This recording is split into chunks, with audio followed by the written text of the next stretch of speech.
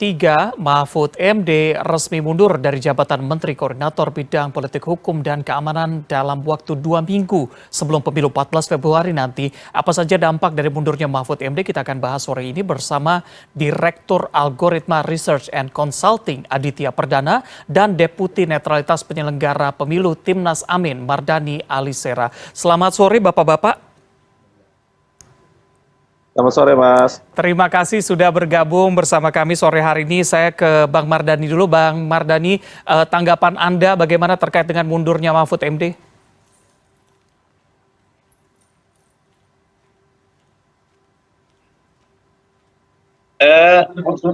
Maaf tadi nggak terlalu ngedenger. Baik, Bang Mardani, tanggapan Anda seperti apa atas mundurnya Pak Mahfud MD?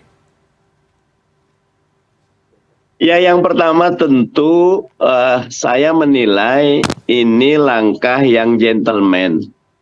Karena Pak Mahfud berani mundur walaupun waktunya tinggal 14 hari. Tapi better late than no.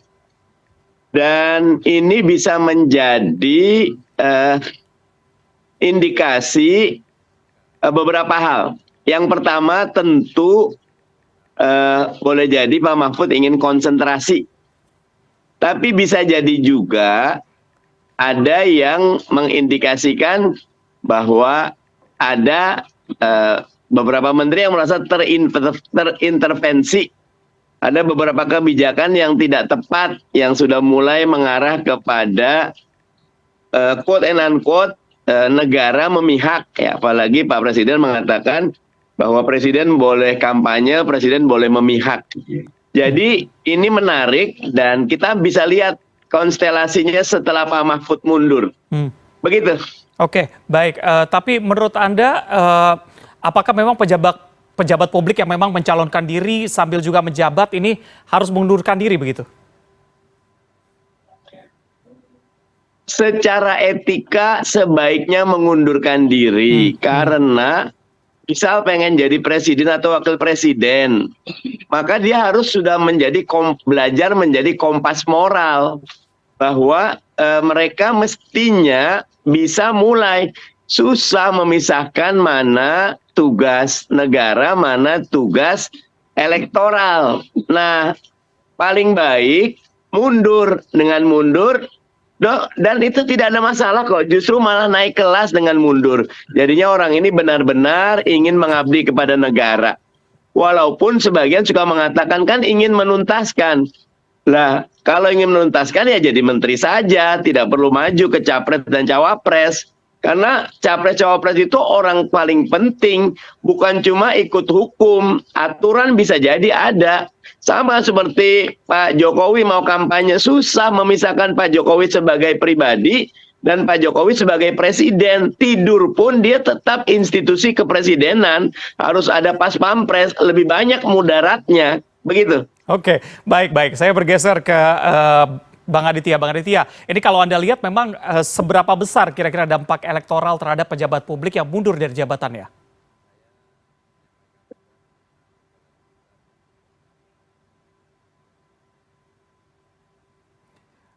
Bang Aditya, Anda bisa dengar suara saya? Ya, Baik. ya Mas. Baik. Baru tadi jeleknya ringannya. Baik. Ya, gimana silakan. Jadi dari pengamatan Anda seberapa besar kira-kira dampak elektoralnya dari pejabat yang mundur dari jabatannya terhadap Pilpres 2024 ini? Iya, saya pikir dari data-data yang saya miliki memang rasanya memang tidak mudah ya, karena kalau bicara soal elektoral ya, karena waktu juga semakin pendek gitu ya, menjelang sekitar 2 minggu terakhir, biasanya kemantapan pilihan itu memang relatif sudah mapan gitu ya. Mungkin sekitar 60% itu pilihan itu sebenarnya hari ini sudah kebaca gitu ya Mas, bahwa itu arah dukungannya kemana. Ada mungkin sekitar 30%. Saya tidak tahu apakah kemudian apa yang dilakukan oleh Prof. Mahfud sebagai cawapres itu memang punya potensi untuk kemudian terhadap elektabilitasnya. Gitu. Kalaupun ada, mungkin hanya di pilihan-pilihan yang masih ragu dan sebagainya.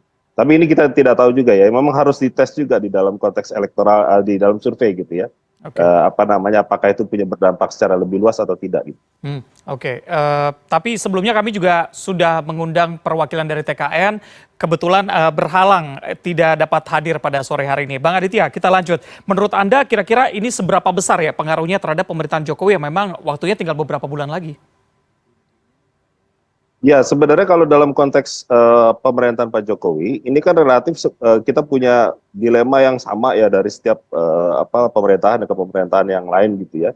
Karena di dalam pemilu gitu biasanya ada satu kurun waktu tertentu bagi calon presiden, caleg dan segala macam yang juga kebetulan dia adalah menteri, dia akan punya ruang yang tidak penuh gitu ya, tidak konsentrasi penuh terhadap itu. Sehingga dalam konteks apakah itu terpengaruh terhadap kinerja pemerintahan, nah itu yang seharusnya juga mungkin nanti menjadi sebuah masukan perbaikan regulasi ya. Kalau misalkan nanti harus dilakukan, itu tidak sedemikian mempengaruhi secara lebih luas gitu ya. Tetapi saya punya pandangan bahwa di dalam birokrasi ini kan sebenarnya sudah ada pejabat-pejabat dan birokrasi yang sudah mapan, Mas. Jadi ini relatif menurut saya tidak begitu berdampak secara serius gitu ya. Apakah akan menggoncang program-program pemerintahan dan sebagainya. Tetapi mungkin di hal-hal tertentu di kebijakan-kebijakan yang strategis itu relatif akan terganggu gitu ya. Tetapi kalau soal aktivitas rutin menurut saya tidak akan terganggu. Oke, baik Bang Mardhani, kira-kira menurut Anda tadi kalau Anda katakan setelah Pak Mahfud kita tunggu langkahnya begitu ya. Menurut Anda langkah dari Mahfud MD mundur dari jabatan ini akan diikuti oleh Prabowo Gibran atau enggak nih? Kalau seruannya semua yang ikut kontestasi biar tidak menyandera rakyat ataupun jabatan ataupun pekerjaan sebaiknya mundur. Kenapa? Rumit kalau kita punya dua fokus. Benar Sabtu Ahad, tapi kan kadang-kadang cuti juga. Dan dalam sistem yang feodal seperti ini, masyarakat patron klien itu selalu ngelihat yang di atasnya seperti apa, maka dia akan ikut walaupun tidak ada arahan. Kadang-kadang untuk membahagiakan. Jauh lebih elegan, jauh lebih terhormat, jauh lebih memberikan pendidikan moral yang baik kalau mundur. Kalau tidak mundur, ya kita masyarakat silakan menilai. Begitu. Oke, bagaimana dengan Caimin yang masih menjabat sebagai Wakil Ketua DPR? Kalau saya tetap berpendapat sebaiknya mundur. Karena tetap konsentrasi. Nggak bisa kalau ke yang lain suruh mundur, ke tim kita nggak mundur. Itu tidak baik. Etika itu diterapkan buat semua. Baik, semuanya fokus sekarang. Tinggal berapa hari fokus. Komunikasi sudah dilakukan dengan Caimin, tapi tanggapan Caimin seperti apa waktu itu? Saya belum sempat komunikasi, tetapi di publik saya sudah menyatakan beberapa waktu juga saya menyatakan karena baik untuk membangun etika. Lebih baik dibanding presiden ketika presiden cuma bicara hukum, tapi kita bicara etika karena etika itu jauh di atasnya hukum. Baik, Bang Mardhani, gimana dengan menteri yang terlihat mendukung salah satu paslon begitu ya? Apakah mereka juga menurut Anda lebih baik mundur saja atau justru bersikap netral walaupun tadi susah memisahkan diri sebagai pendukung salah satu dan juga sebagai dirinya sebagai pejabat publik ini begitu? Kalau mau elegan mundur, nggak kenapa kok. Apa ruginya kalau mundur? Kan misal Erick Thohir, Menteri BUMN, banyak sekali di bawahnya itu perusahaannya hadir di kampanye. Saya nggak ngecek tuh cuti atau tidak, atau after office hour. Tetapi capek kita kalau cuma main menyiasati hukum. Rakyat itu ingin ada adab, ada akhlak, ada etika, ada contoh teladan. Sayang kalau kita muter-muter kayak gitu. Kapan negeri ini maju? Saya ingat Barack Obama, Michelle Obama mengatakan standar moral kami harus tinggi karena kami kompas moral. Kalau kompas yang orang lain boleh, kami nggak boleh gitu loh. Nah, ini saatnya kita membahagiakan rakyat tidak dengan bagi-bagi sembako, apalagi politisasi sembako, tapi dengan mencontohkan adab dan akhlak serta etika yang baik. Baik, baik. Terakhir saya ke Mas Aditya. Mas Aditya mungkin bisa singkat saja terkait dengan timing begitu ya. Dengan waktu yang dekat Pilpres 14 Februari nanti, apakah ini merupakan waktu yang tepat untuk mundur? Ya, sebenarnya kalau dibicarakan minta mundur atau tidak, ya satu memang soal regulasi itu yang menjadi sangat dilematis dan itu membingungkan gitu ya. Dan dalam beberapa hal saya juga sepakat gitu ya sama Bang Mardhani bahwa itu seharusnya ada aturan regulasi yang clear dan jelas. Masalahnya kan di dilema-dilema ini kan karena aturannya nggak jelas juga gitu ya. Itu yang Betul, pertama. betul. Yang kedua adalah memang kalau ditanya apakah tepat atau tidak, mestinya kalau emang mau dilakukan secara serius dan punya kontribusi yang jelas kepada masyarakat, itu harus dilakukan dari sejak hari pemilu itu dilakukan, kampanye itu dilakukan. Ketika misalkan deklarasi ataupun pendaftaran dimulai, itu sudah seharusnya bisa dilakukan. Baik. Tetapi ini opsi yang kemudian masuk di dalam regulasi adalah itu hak, Mas. Jadi ketika itu hak, ya itu dikembalikan kepada masing-masing individu. Pilihan itu mau diambil atau tidak.